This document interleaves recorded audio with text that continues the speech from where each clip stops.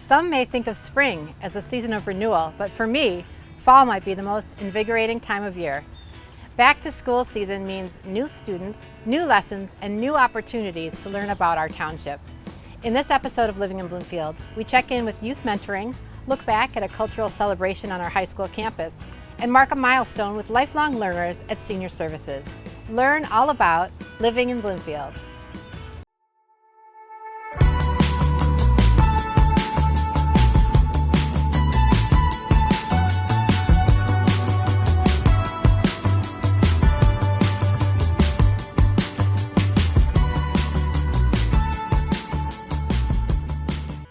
This fall, you certainly expected to see school buses on the road, but I bet you didn't expect to see this.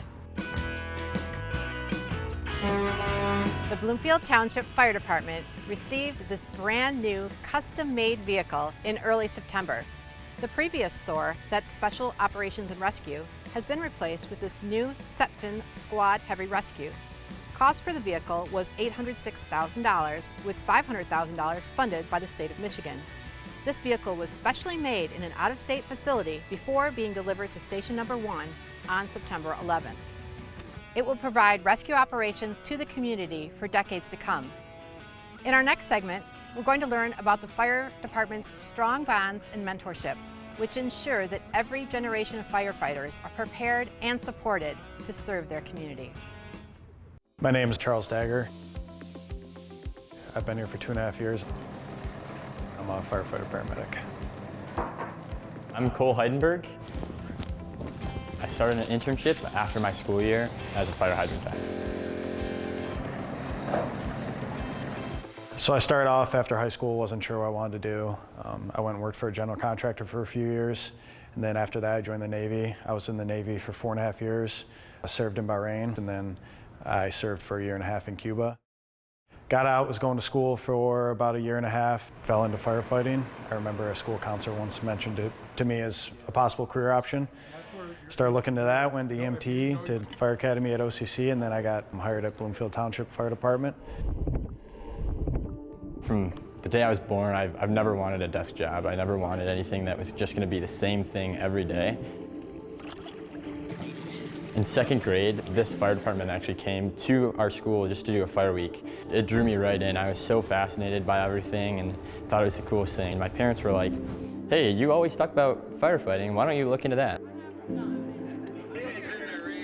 I kind of fell in love with the atmosphere, the culture here. Here I think we try to really put an emphasis on respecting lieutenants and the rank structure and just the closeness of the guys. We all eat dinner together. We all hang out outside of work, so those definitely kind of natural fits for people who are coming out of the military. It's a pretty good mix right now. We definitely have a lot of young people currently. We've hired a lot of people in the past 2 years since I've been hired. I think I have 10 people under me right now, and I've only been here for 2.5 years, but we also have a lot of senior guys that have a lot of knowledge to pass on to us.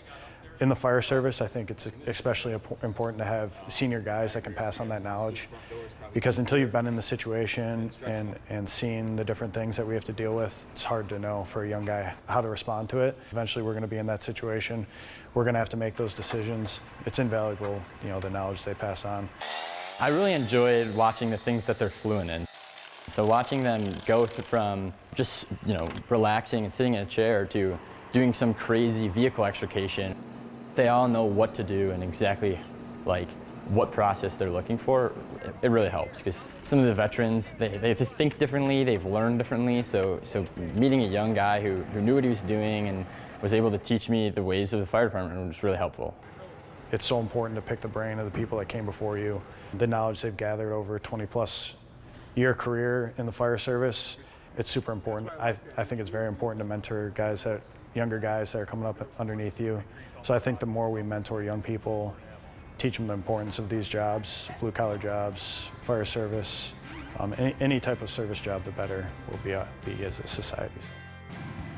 He showed me what firefighting and being a paramedic was like. I know that I can always think back to what he would do and treat him like a good mentor to me.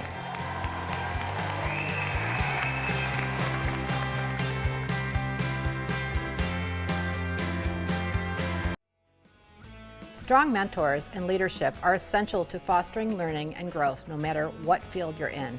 But perhaps nowhere is it more clear than in public schooling. This school year brings a new educational leader with Bloomfield Hills Schools' new superintendent, Rick West. Our police chief, James Gallagher, caught up with Rick on community policing. Their discussion provides a framework for National Safe Schools Week in Bloomfield Hills Schools. You can view their conversation in full on BCTV cable channels or our YouTube channel. I'm here now in the auditorium at Bloomfield Hills High School. At this venue, students act, sing, dance, and work behind the scenes creating props, costumes, or running tech for live stage productions. Students were on hand to help facilitate a tremendous visiting artist performance in September, all the way from Taiwan. The cultural event celebrated Taiwan's 113th National Day with the Taiwan Acrobatic Troupe. Take a look.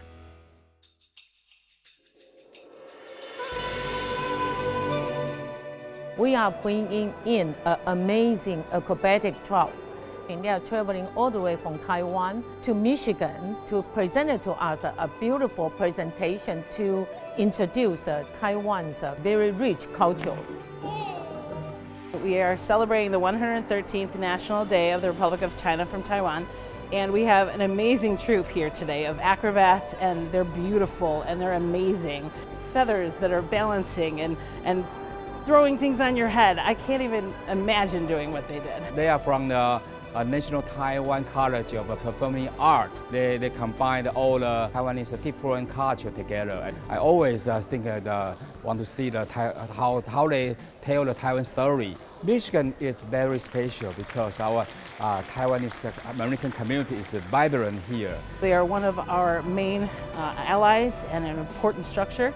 So the fact that we're building an even better Michigan connection, with the governor going to Taiwan twice and building the connections, it is amazing because we'll get the influx of that culture here as well. Michigan has so much to offer. It's an automotive city, so everybody come into here. You know, if you are Taiwanese, we are very well educated, and everybody trying to come here to pursue their dream. Taiwan is an immigrant country, so does the United States. We are perfect natural allies. Now we're working together to make the next generation more competitive. I think now more and more people want to know about Taiwan, want to make a friend with Taiwan, and also the culture seems the best way to connect people together. For an event like this, people just so anxious, eager to participate. I live in Bloomfield for almost 40 years, and all my 3 kids graduate, so I know Bloomfield so well.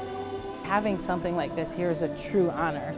It's something that of all the places they could have picked in Michigan, they chose Bloomfield Hills High School.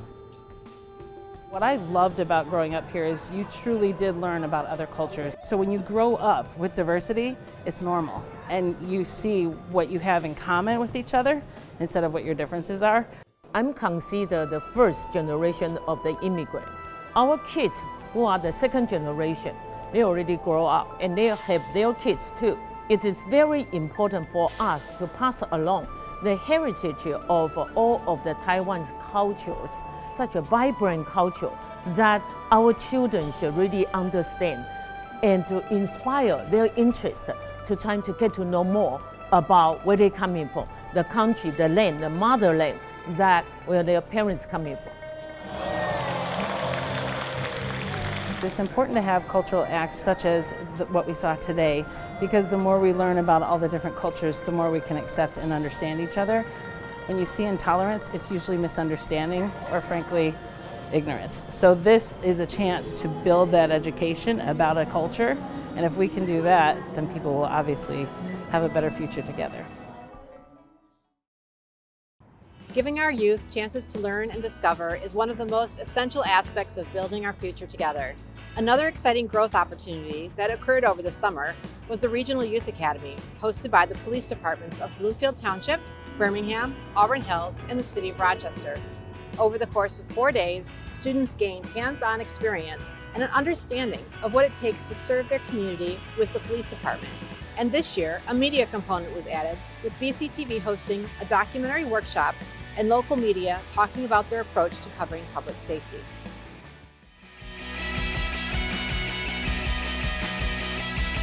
Why did you write? Because I'm heavily indoctrinated.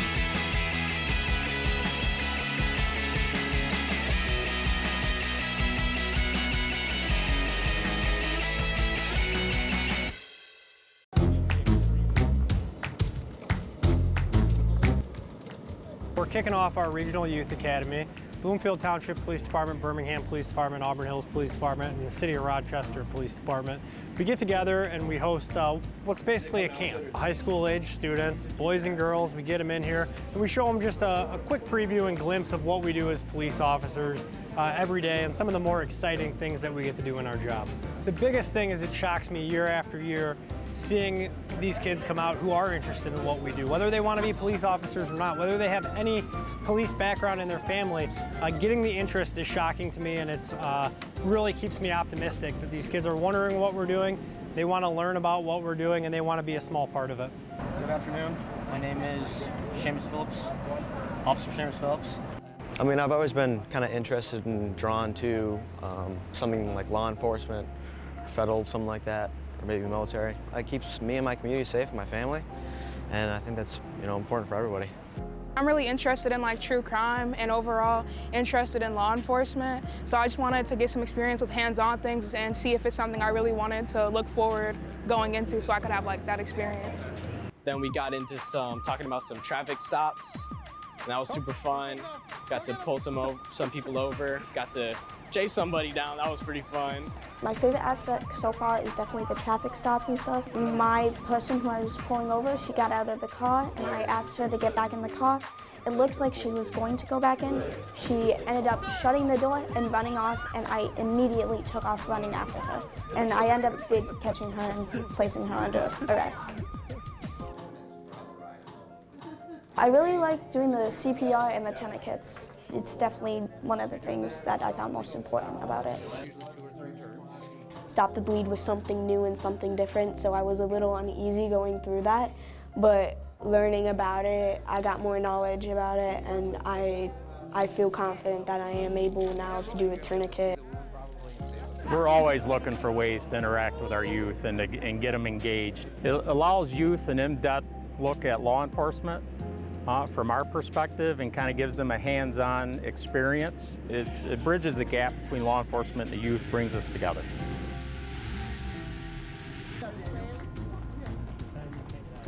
I feel like policing is important, obviously to ensure public safety, but also, you know, just to give people hope. It's a really fun event. Looking forward to the rest of the week. I think it's important, like for people my age and even younger, to get in touch with law enforcement and things like that. We only really have the internet and the news, but we don't see the truth and what's actually being provided until you actually talk to those people. It's been really important to me because before I've always kind of been nervous to talk to cops because, you know, slip up, say the wrong thing, maybe they take you to jail, you don't know what's going to happen because I don't know cops like that. But now speaking to more cops and getting to know them more, they're people like us, you know, they have families, they have everyone. They're not just trying to take you to jail because they want to meet some quota. They want to actually see what's wrong and make sure that you're keeping yourself safe and other people safe. All of the officers, cadets, everyone in this community, in this area have been so generous and nice, and I'm just so grateful that I saw this opportunity and took the opportunity to do this. I was stressed because I didn't know what I wanted to do in college, and now I know I want to become a police officer. Man, this is a great camp, and I'm really happy to be here. I'd like to thank everyone that's involved in making this happen. It's been a great time so far, and I'm looking forward to the rest of this week.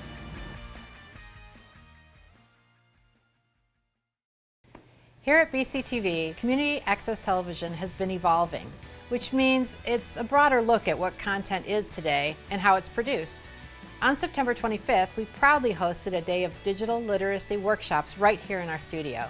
Attendees learned the basics of documentary filmmaking, camera composition, Photoshop, and watched a live podcast recording. Following completion of key presentations, attendees qualified to produce their own shows here at BCTV. Interested in what you may have missed? You can always reach out to the cable department using the information below or drop by during our regular business hours to say hello. We're going to revisit the Regional Youth Academy. You want to know who produced the segment? If you're guessing the team here at the station, you're only half right.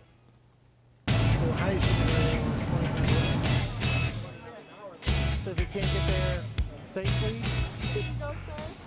Everything was a positive. I would come in at 9 o'clock a.m., They would pick out what I needed or what they thought I needed. I could make recommendations on what I thought I needed.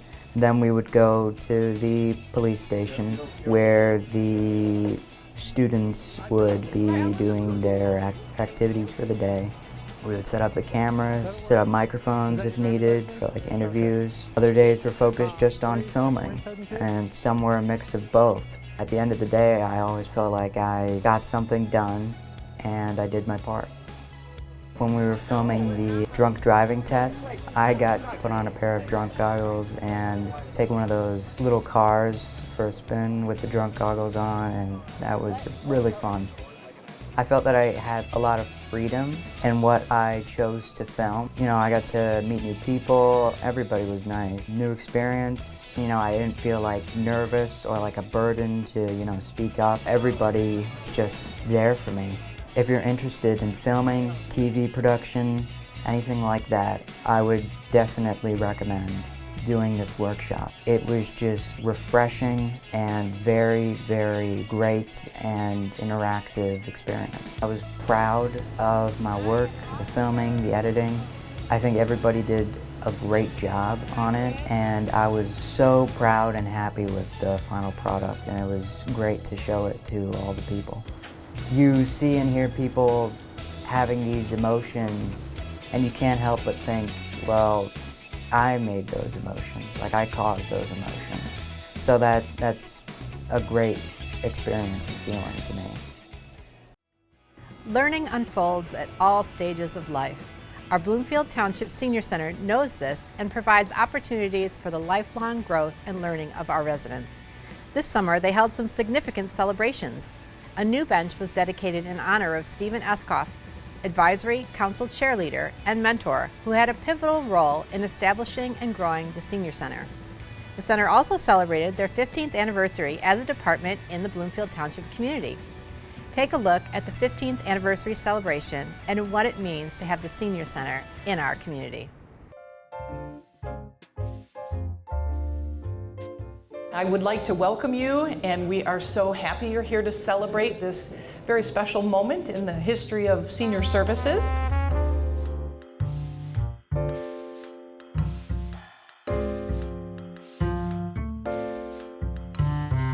It's super important, and there's so many baby boomers and people aging right now. They need to be able to have a place they can go where they feel safe, where they feel comfortable, where they can have social time, where they can move their bodies, where they can get help with services like Meals on Wheels, and just be able to have the camaraderie and make new friends, you know, and just have some place to go. Especially if somebody loses a spouse, or, you know, they can come and they'll relate to other people that are here, you know.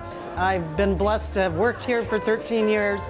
The staff here are friendly, you know, like, it is just a beautiful place. I can't say any more. And people should come check it out if they haven't yet. It's a little gem that people don't know about. If you look at other communities, they really look to this senior center as the sort of the benchmark, the beacon for what other communities can have senior centers. In fact, West Bloomfield Township, our neighbor, is looking at what their next senior center is, and they look to Christine and her team in this facility to be that benchmark. And I think the other thing that really gives me great joy is that people, when they talk to me anywhere, either here or out in the community, say, the people at the Senior Center are so nice. They just make you feel welcome, and like, that's our goal, but to hear people like that's our reputation in the community, that's priceless. Our last stop takes us to the Birmingham Bloomfield Arts Center, where the Birmingham Bloomfield Cultural Arts Committee hosted its 29th annual Cultural Arts Awards in mid-September. We caught up with one of the committee chairs and this year's award recipients to learn more about this celebration and the impact for honorees of a hometown recognition. The Cultural Arts Award is for a person in the Birmingham Bloomfield area who has made significant contribution to the arts in our community. And they can be in the visual arts, in the performing arts, the literary arts. We started this award in 1997. It was the brainchild of the late Maggie Allesey, who was an active member of our board. She thought we had a lot of wonderful people in the community that should be recognized. Anyone can nominate someone. The nominations are open for a period of weeks, and then we invite people to serve on a jury, and the jury makes the selection based on the things that they study from a packet that's provided from the nominations. The jury really liked Hetty Blatt's work and the impact that she's had on students and young people, setting them up to go forward with a love of the arts. I have always been an art supporter. As Fine Arts Director for Troy School District, where I had to advocate for all of our arts programs, continuing after retiring at Oakland Schools, where I became the Fine Arts Consultant, also advocating and perpetuating the arts. Exposure to the arts are really important, whether it's a field trip to the DIA, to the DSO. How do you know what you're good at if you've never been exposed to it? The arts, in some cases, are the only reason kids come to school, especially high school kids. They might not be interested, but sometimes you just snap that spark. A number of years ago, the jury was really conflicted because there were two people that they really wanted to give an award to. And so they conceived the idea of the Special Lifetime Achievement Award, which is often given to someone who's been active for a long time. Gary Wasserman is widely admired as a successful businessman whose passion is the arts. He was pretty much the savior of the Thanksgiving parade when it was maybe going to die. I have a passion for cities. I also have a passion for color and theatricality. My parade experience, which was my first really big foray into some kind of a public institution, it was completely broken. I was essentially the art director. And it is when I have a role in the product itself that I become engaged. I am not a passive supporter. You get all of me with the package.